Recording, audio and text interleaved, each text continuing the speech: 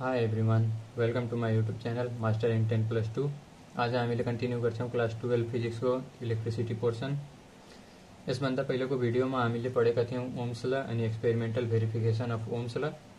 अनि ओम्स ल पढ्दाखेरि रेसिस्टेन्स भन्ने टर्म युज भएको थियो, अनि त्यही आज हामीले पढ्ने हो। आजको हाम्रो चारवटा टपिक छ, रेसिस्टेन्स, कन्डक्टेन्स अनि रेसिस्टिभिटी, कन्डक्टिभिटी। अनि आजको भिडियो हामीले सुरु गरिहालौँ। आजको हाम्रो पहिलो टपिक छ रेसिस्टेन्स।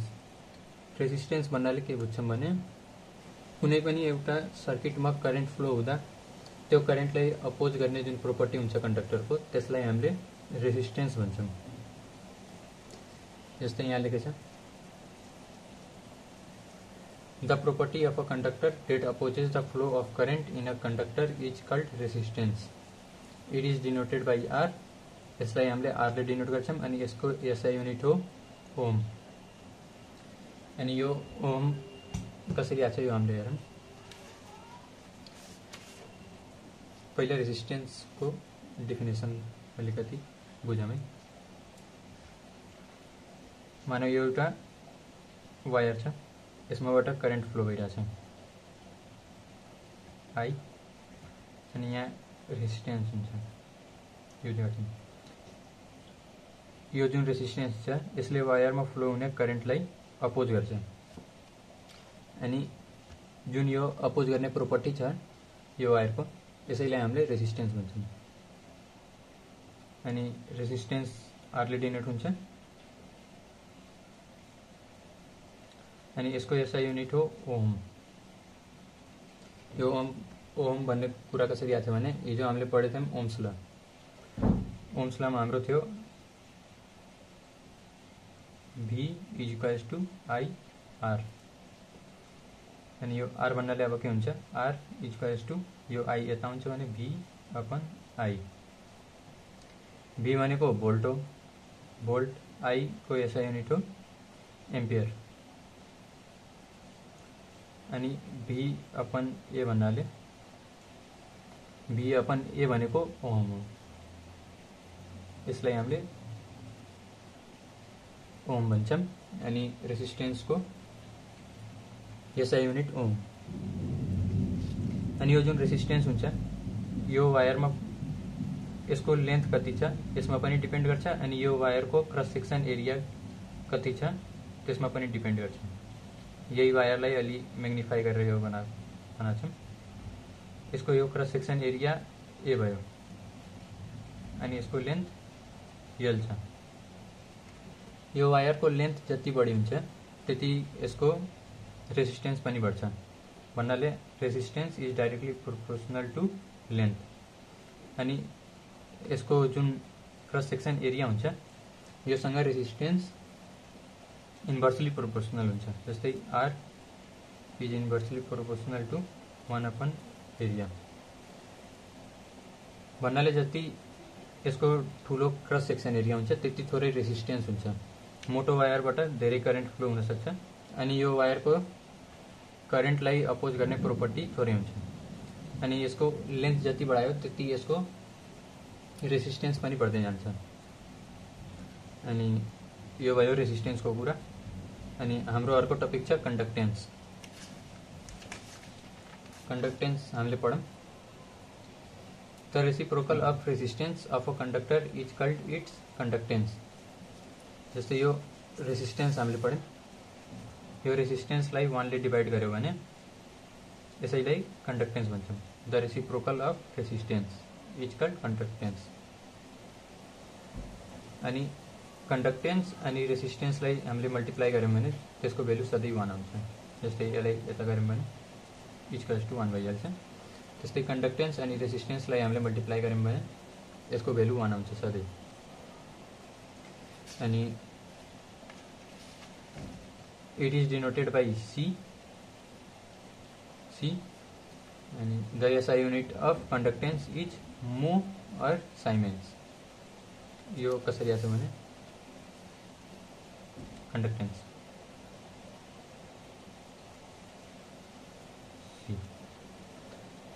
यो भनेको 1/रेसिस्टेन्स।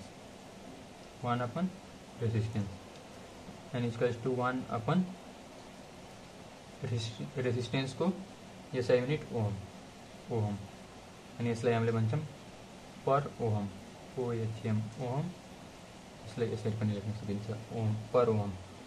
अनि यसको SI युनिटलाई हामीले भन्छौँ मो। ओमलाई ठ्याक्कै उल्टो गरिदियो भने यसलाई हामीले मो भन्छौँ अथवा यसलाई हामीले साइमेन्स पनि भन्छौँ। यो भयो कन्डक्टेन्सको कुरा। अनि हाम्रो नेक्स्ट टपिक छ रेसिस्टिभिटी। अनि अब हामीले रेसिस्टिभिटी गरौँ। यसको लागि हामीलाई रेसिस्टेन्सको रिलेसन चाहियो।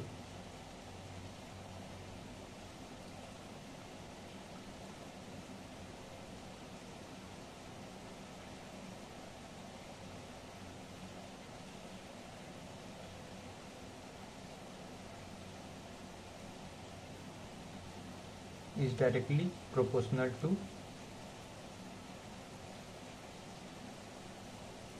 length and inversely proportional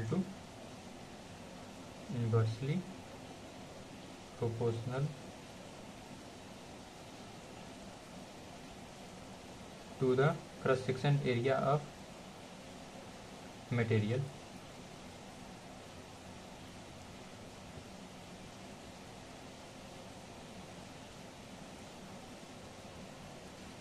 यो हामीले अगाडि रिलेसन पढेको।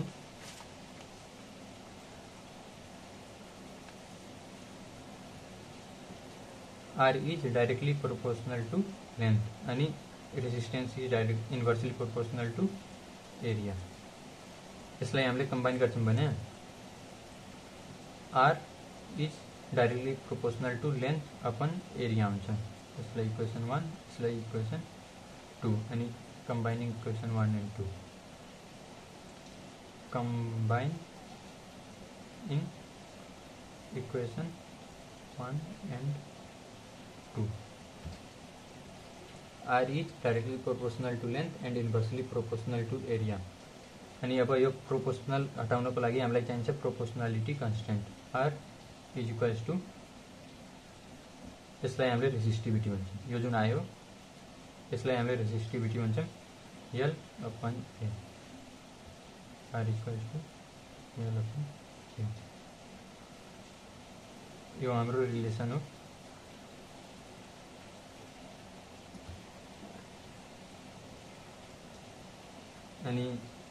अनि अब यो रेसिस्टिभिटी हुन्छ यसलाई हामीले अब डिफाइन पनि गर्न सक्छौँ। जस्तै यो रेसिस्टिभिटी इज इक्वल्स टू गर्यो भने R A अपन L आउँछ। अनि यदि हामीले एरियालाई 1 मीटर स्क्वायर राखिदियौं, if A equals to 1 metre square sorry अनि लेन्थलाई 1 मीटर राखिदियौं भने यो 1 भइहाल्छ, यो 1 भइहाल्छ। R into 1 अपन 1 भनेको R जो हुन्छ अनि resistivity is equals to resistance आइहाल्छ। भन्नाले जति रेसिस्टेन्स हुन्छ त्यसैले हामीले रेसिस्टिभिटी भन्छौँ। अनि यसको डेफिनेसन भइहाल्छ resistivity of a material is defined as the resistance of material यो मटेरियल को रेसिस्टेन्स हो। The resistance of material having unit length and unit cross section area. Unit भन्नाले 1, having unit length and unit cross section area, त्यसैलाई हामीले resistivity भन्छौँ। अनि resistivity is denoted by rho. SI unit of resistivity SI unit of रेसिस्टिभिटीलाई R भनेको ohm, SI unit of ohm अनि area भनेको metre square upon length भनेको metre अनि एउटा मिटर काटिन्छ अनि आउँछ ohm metre. The SI unit of resistivity is ohm metre. यसलाई हामीले लेख्न सक्छौँ ओहमलाई डिनोट गर्छौँ यसरी ओहम मिटर। अनि अब हाम्रो नेक्स्ट टपिक छ conductivity. The reciprocal of resistivity of a material is called it's conductivity. It is denoted by sigma. The reciprocal of resistivity of a material is called its conductivity. It is denoted by sigma.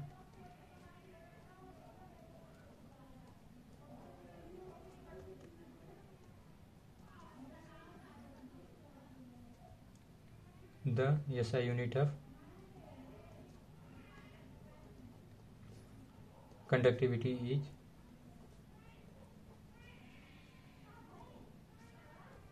per ohm per meter. Per ohm per meter। जस्तै conductance भन्नाले जस्तै conductance भन्नाले 1/, resistance थियो। Conductance भन्नाले resistance को reciprocal थियो। त्यस्तै conductivity भन्नाले रेसिस्टिविटी को रेसिप्रोकल हो। कंडक्टिविटी भन्नाले रेसिस्टिविटी को रेसिप्रोकल हो। इट इज गिवन बाय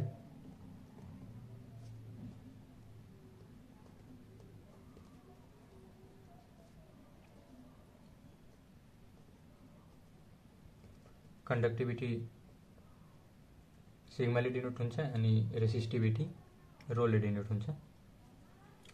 आजको लागि यति। नेक्स्ट भिडियोमा मैले लिएर आउने छु यसैको नेक्स्ट पार्ट, जस्तै factors affecting resistance of material, factors affecting resistivity of material, अनि टेम्परेचर कोफिसिएंट अफ रेसिस्टेंस, अनि रेसिस्टेंस र रेसिस्टिविटी बीचको difference between resistance and resistivity.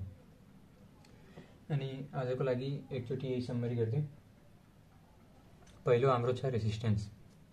Resistance भन्नाले हामीले के बुझ्छौं भने कुनै पनि एउटा मटेरियलमा करेन्ट फ्लो हुँदा त्यो करेन्टलाई अपोज गर्ने जुन प्रोपर्टी हुन्छ कंडक्टरको अथवा मटेरियलको त्यसलाई हामीले रेसिस्टेंस भन्छौं।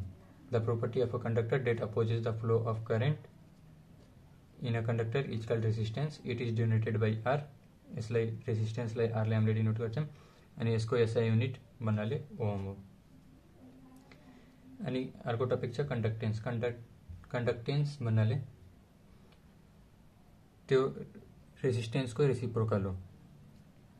1/, रेसिस्टेंस गरिदियो भने कंडक्टेंस आउँछ अनि कंडक्टेंस र रेसिस्टेंस को लाई मल्टिप्लाई गर्यो भने सधैं त्यो 1 आउँछ। अनि त्यही the reciprocal of resistance of a conductor is called its conductance. The reciprocal of resistance of a conductor is called its conductance. It is denoted by C. The SI unit of conductance is mho or Siemens. It is given by conductance is equals to 1/, resistance। यो भइहाल्यो। अब हाम्रो छ resistivity. Resistivity निकाल्नको लागि हामीलाई resistance को relation चाहिन्छ, जुन यो लेन्थ बढायो भने रेसिस्टेंस बढ्छ अनि क्रस सेक्सन एरिया बढायो भने रेसिस्टेंस थोरै हुन्छ। The resistance R of a conductor is directly proportional to length and inversely proportional to cross section area of material. Cross section area of material। अनि यसलाई proportional हटाउनको लागि हामीले proportionality constant चाहियो, त्यसलाई हामीले भन्छौं रो। अनि यही रो भनेको रेसिस्टिविटी हो। अनि रेसिस्टिविटीलाई हामीले कसरी डिफाइन गर्न सक्छौं भने यदि लेन्थ 1 मिटर छ र एरिया 1 मिटर स्क्वायर छ भने रेसिस्टेंस र रेसिस्टिविटी इक्वल हुन्छ। अनि हाम्रो नेक्स्ट टपिक छ कंडक्टिविटी, यो हैन। अनि लास्टमा छ हाम्रो conductivity. The reciprocal of resistivity of a material is called its conductivity. It is denoted by sigma. The SI unit of conductivity is per ohm per meter. It is given by conductivity is equals to 1 upon resistance. त्यही कुरा भयो। जस्तै conductance भन्नाले रेसिस्टेन्सको reciprocal हो, त्यस्तै कंडक्टिभिटी भन्नाले रेसिस्टिभिटीको reciprocal हो। अनि आजको लागि यति, बाई।